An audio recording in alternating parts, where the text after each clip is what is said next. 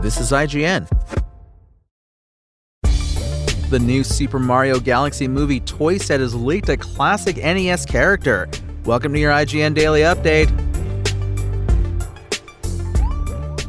But first, Warner Bros. Is headed back into buyout talks with Paramount, despite already agreeing to a sale with Netflix, a move that the streaming giant has begrudgingly agreed to while issuing an irritated-sounding statement, slamming Paramount's continued antics to try and disrupt its own plans to buy Warner Bros.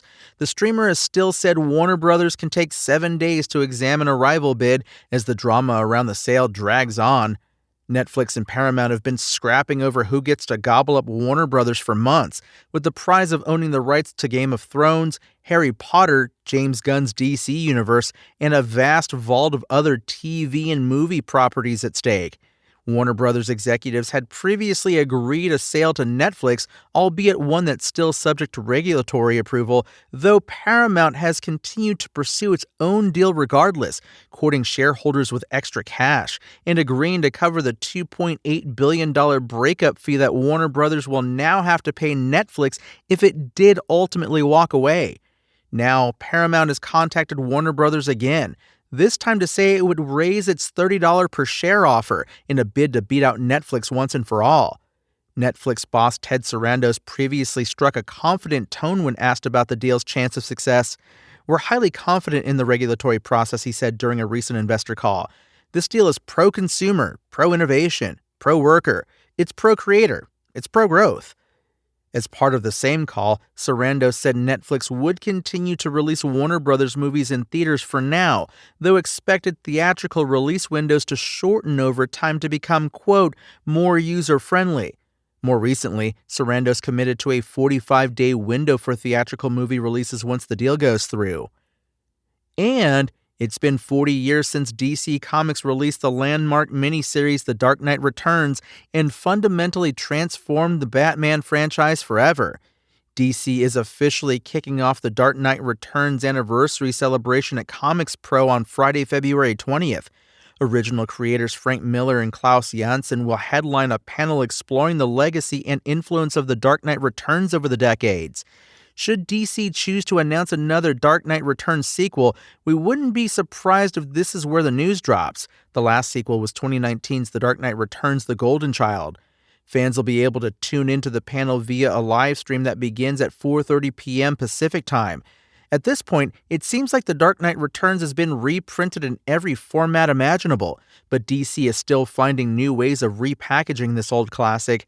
That includes a set of 4 facsimile editions that recreate the original comics, right down to the ads. Those facsimile editions will also be offered as variant editions featuring new cover art by Frank Miller himself, as well as others like Jim Lee.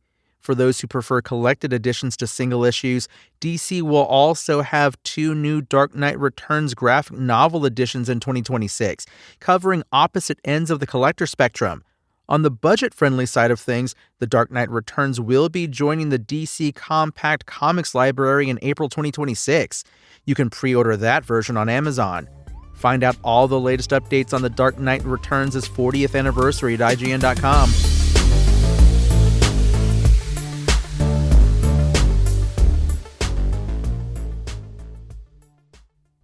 Nintendo looks set to feature another deep-cut character in the Super Mario Galaxy movie, as seen in a newly revealed tie-in playset.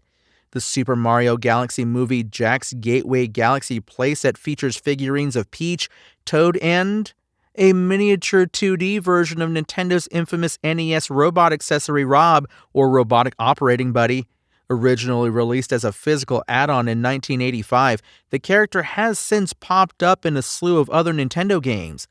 Rob's appearance here seems to place his presence within the film in the same subplot as Peach, Toad, and several more niche Nintendo favorites, such as Birdo and Mouser, who were revealed as part of the most recent Super Mario Galaxy Nintendo Direct broadcast.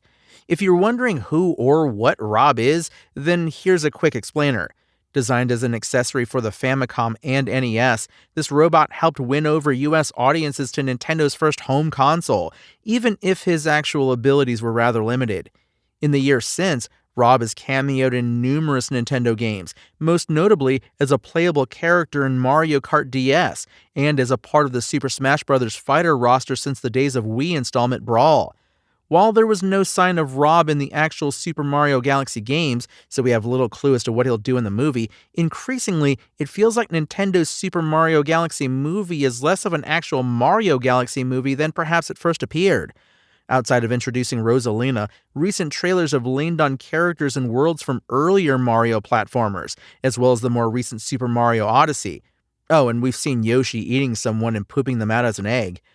The Super Mario Galaxy movie stars Brie Larson as Rosalina and Benny Safdie as Bowser Jr., alongside the returning cast from the first film: Chris Pratt as Mario, Anya Taylor-Joy as Princess Peach, Charlie Day as Luigi, Jack Black as Bowser, Keegan-Michael Key as Toad, and Kevin Michael Richardson as Kamek.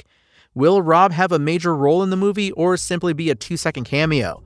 All will be revealed when the Super Mario Galaxy movie lands in theaters on April 1st. That's your IGN Daily Update. My name is Tony Jackson, and if you want more news on your favorite games and entertainment topics, make sure to visit us at IGN.com. You can also download our free app on your phone or console and subscribe to our weekly podcasts through the podcast service of your choice.